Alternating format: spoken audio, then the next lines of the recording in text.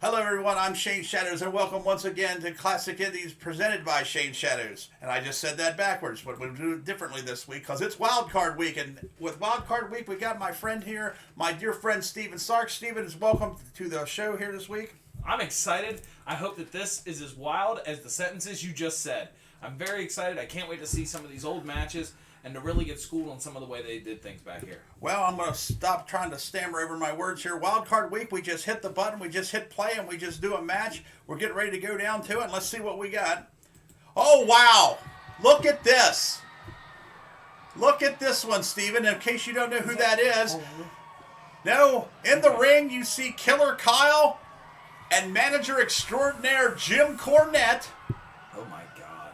I would have never in a million years. And there's Bullet Bob Armstrong, baby, the Hall of Famer. Bad to the bone. He was walking on the other side of there and with the hair and everything. I was like, man, kind of was like Paul Ondor. What do we got going on here? I think the legendary Smoky Mountain Wrestling promotion operated from the late part of 1991 to the end of 1995 helped spur the careers of so many of great wrestling stars, not the least of which Chris Jericho. Look at him. He's really boogieing in there. He's having a good time.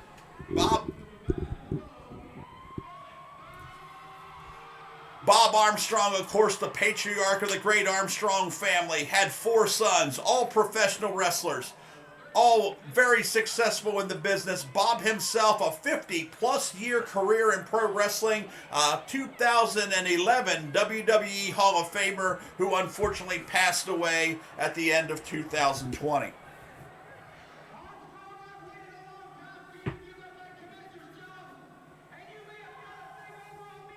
I just realized I don't have an earpiece. He's going to hand me Rob's earpiece. God, Rob is the worst.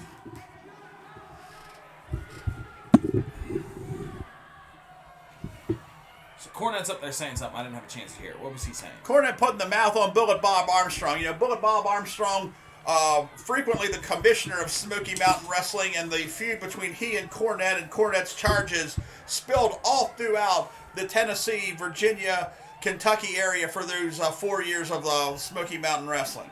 So you mentioned Bob Armstrong's, he's the patriarch of the family. Who else? What are his children, I'm assuming, also got into wrestling? Yes, his son Brad Armstrong, of course, one of the most underrated professional wrestlers of the 1980s. Of course, his other son Scott was a WWE referee for the last several years. Another son, Steve, was a member of the Southern Boys and Young Pistols and also had a brief WWE run, but the most notorious of all his sons, the Road Dogg, Jesse James. Oh, yeah, okay. Killer Colin, a little tennis racket to the ass, and Cornette goes flying. I believe this match took place in Morristown, Tennessee, in August of 1994. Your referee is Mark Curtis, a.k.a. Brian Hildebrand. He passed away a number of years ago from cancer, one of the most popular and well-liked guys in the professional wrestling business. Got a little technical difficulties there with the sound, but that's bound to happen. Remember, these are old matches from old VHS tapes transferred over to DVD and now brought to you as part of the Independent Rewind and Shane Shadows Presents Classic Indies. This is Wildcard Week. We just put this in and hit play, and we're going to play it from here. Cornette, of course, looks like he's got a foreign object that he's moved to a different location of his tights. I believe this is a 2-on-1 battle. I think this is a handicap match with Cornette and Killer Kyle taking on Bullet Bob Armstrong. Right, so I've never seen Cornette actually wrestle in a match, so I'm very excited to see this. I noticed the strange outfit he was wearing, and I really thought, okay, I'm not expecting him to be wearing that. So if he's actually going to be in this match, I'm really excited for this. This is a kind of a rarity. Cornette usually only wrestled matches, on special occasions, special attractions, and so forth. Not a trained professional wrestler, but a guy who obviously knew the ins and outs and ups and downs of pro wrestling and was able to be functional in a match. But ideally, you didn't want him in there as a solo competitor. Man, these fans are really giving him the business. They see that he's trying to move around that foreign object. They're really hoping the referee can locate that before this match starts. That way things don't get out of hand. Cornette pleading his case here. If you join us here on the regular on Shane Shadows Presents Classic Indies, you do know that we're not afraid to shill the product here. If you have an upcoming professional wrestling event that you want to advertise or need professional level announcing, we are more than happy to take your money and do the advertising for you. Just give us a call, drop us a line, however you need to. Tie a note to a bird if you must. Just make sure that you get the help you need from us here at the Independent Rewind. Most easily reached independentrewind@gmail.com. Cornette's pulled his tights down, once again trying to emphatically tell the referee that he is not sporting a foreign object. I've been a Cornette fan pretty much my entire life. As far as his performances, his opinions of the pro wrestling business are very similar to mine, his outlooks. Killer Kyle, I'm sorry. This is going to require tagging in and out, which is good. It keeps the sport to the match. Now, do you know anything about Killer Kyle? Well, Killer Kyle, a very formidable wrestler during this period of time. Did a lot of, he was one of the, member of the Jim Cornette family, the Jim Cornette Union. Solid wrestler, 290 in terms of weight, 6'2", very believable, incredible. Didn't really wrestle much outside the South. He did do some work for WCW on occasion back in the 90s and early 2000s. Oh! Yes! And now he's in it. The Bullet has tripped up Corny. Kick to the rear end. Tell him how you're feeling. Uh-oh. Oh! He got his pants down around his ankles. He can't stand up. He's tangled up in a chair here. Killer Kyle going to lend some assistance. He doesn't know what to do with a man with the pants around your ankles. I mean, it's hard to reach down and help that guy out. Well, I mean, he's not you. Bob Armstrong was tired of this. He was tired of the games and tired of playing around. He was ready to get into it. Oh, and stop the fingers. Bullet Bob had been a fixture in the Southeast professional wrestling scene up to that point for over 40 years. He was a guy who everyone knew meant business. Originally a firefighter and only wrestled on the weekends, ultimately ended up in the profession full-time later on, probably well into his mid-30s, and ended up having quite a lucrative career. Cornette on the outside, still looking to recover here from the trip and fall. I have to assume that our cameraman is more of a fan than they are a professional cameraman. Absolutely. This is all camcordered footage, ringside footage, shot during the Smoky Mountain Fan Week convention. This match looks like it's being recorded as if my mom was recording my first home run, and by that I mean it's not being recorded. You know, you really completely just robbed me of a great opportunity there. Yes, I did. When I come in with a joke, I have to hit the setup, otherwise you will embarrass me. All right, he's checking. Oh, now we're going to wrestle. Finally.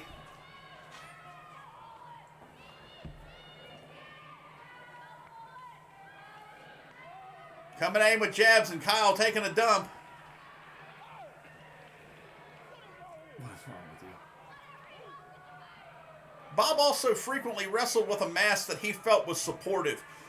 In 1984, Bob was in a legitimate accident inside of his own gym where 100-pound weights fell on his face during a workout, which basically separated his nose from his face, and he needed reconstructive surgery. So for a large part of the remaining part of his career, he did wrestle with a mask, hence the name Bullet Bob. Look out! Oh, Kyle stopped it! Bob will go! Hello, fellas! That's going to make you think twice about your decisions. And That'll rattle any man's brains. And a big right hand. And another big right from the Bullet Drop Killer Kyle. Tell you what, he kept that hand open the whole time, but the force he put behind that and the muscles he's got, that had to feel like a bullet coming across you. Absolutely. Going right through you. Jim Cornette can't seem to get his bearings about him. No, not at all. This is not his night. You have to assume he would be an absolute threat there at the side of the ring if he could get himself out of these predicaments. He's tied up in the ring barrier. He tried to throw it over the top, and now he's hanging him with it. He threw it into the ring, and he's hanging it. And Mark Curtis is trying to get it away so he cannot kill Cornette right here in Morristown. Upside down. Look at this. I have never seen this. Never. Not just this, but anything like it.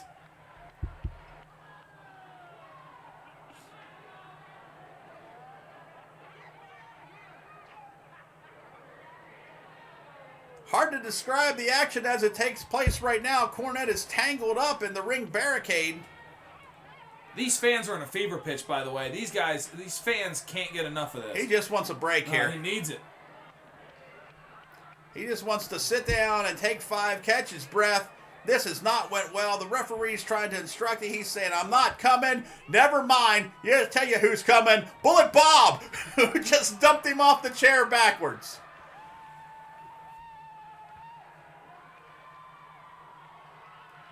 Corny's trying to hide underneath the ring. I don't know what's going on with Killer Kyle out here, but I do know Bullet Bob is standing tall. Now Corny's got a chair.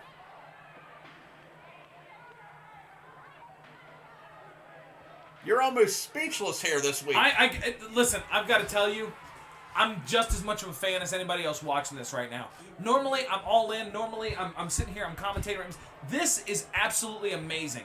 The story that is being told here, the way these 3 men are going at each other, Cornette not being able to get his grips, and the second he is, Bullet Bob is right on top of him. This is absolutely amazing. Killer Kyle being the real threat across the ring from Bullet Bob. And to see that these guys are going at it while you've got Cornette outside trying to put his wisdom into Killer Kyle's ears and to try to be somewhat of a third leg on this, it's fascinating. I'm fully entertained. I'm fully enthralled. If I'm not talking, it's because I'm in it. I'm in it just the same as anybody is at home. Killer Kyle got the advantage here on Bullet Bob, and of course Cornette, sneaky as he is, jumping into the ring to take full advantage, taking some shots at Bullet Bob while Kyle held him in place. And Cornette aggressively going after his legendary rival. Oh, rake of the back. So you don't have to... Cornette is already the superior wrestler at this point. He doesn't need to dip down low to these cheap thrills, okay? Cornette could have this in the bag right here, especially with Killer Kyle on the outside. He doesn't have to stoop down like that. Oh, Bullet Bob regaining the advantage here against the portly manager, and now he runs and tags Kyle. Always smart, let Kyle. Oh! Oh! Field goal! You hate to see these dirty tacks. This is what I'm talking about. Bob Armstrong doesn't need to do these things. He should be as honorable as his opponents are, and he's not. It's terrible. Fighting fire with fire here. There's no doubt Bob was one of the most accomplished street fighters around the wrestling business. Big judo chop. And Kyle is down. Oh, in the hard way! Cornette's minding his own business. He's out there trying to play by the rules, and Bullet Bob's not having it. I got to tell you, look out. Guy. Big judo chop to Cornette. Cornette's not legal man here. Oh, nobody home. 2, 3. Bullet Bob snags one here with the odds against him, taking the pinfall. I tell you, the referee had his hands full in this match.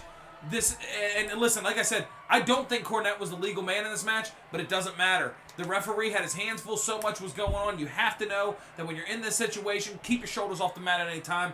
Cornette forgot that. Absolutely the truth. Bullet Bob overcomes the odds and gets the victory in a handicap match versus Killer Kyle and Jim Cornette. And that's going to do it for the Wild Card Week here on Shane Shatters Presents Classic Indies. Steve Sarks, thanks for joining me here. Thank you for having me. I appreciate it. I've learned a lot and loved a lot of this. All right, we'll see you next week.